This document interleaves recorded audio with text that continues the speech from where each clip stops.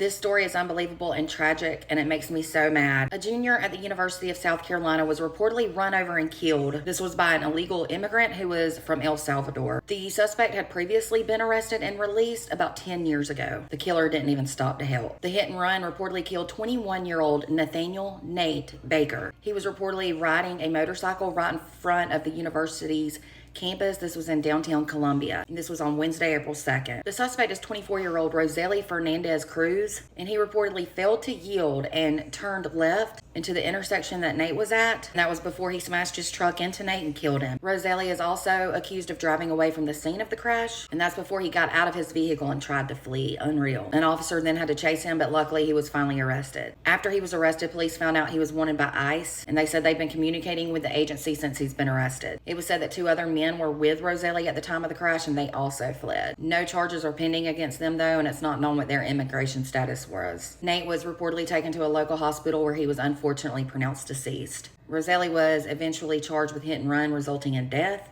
failure to give information and render aid, failure to yield the right of way, and driving without a license. The Secretary of Public Affairs reportedly said that he was in the country illegally and that Nate should still be alive today, and I totally agree. According to reports, Rosely was previously arrested by Border Patrol officers. This was in Texas in 2016. An immigration judge then ordered him to go back to El Salvador. This was nearly 2 years later in September of 2018. Reportedly, Nate, the victim, was a business major from Virginia. He was a member of the university's fraternity called Phi Gamma Delta. The fraternity said that Nate was such a role model and a true embodiment of what their fraternity stands for. It was further said that he brought light, laughter, and love into everyone's lives, and that he'll always be remembered for the way he showed up for others and the impact he had on everyone around him. People who knew Nate said he was the nicest person ever, and he'll always be remembered for his smile. This is so senseless and so tragic, and he should still be here, and this just makes me so mad. My thoughts are with all of Nate's loved ones and that entire community, both in South Carolina and his home state. I pray that justice is served to the absolute fullest in this case. For more true crime, be sure to follow and subscribe if you're on YouTube.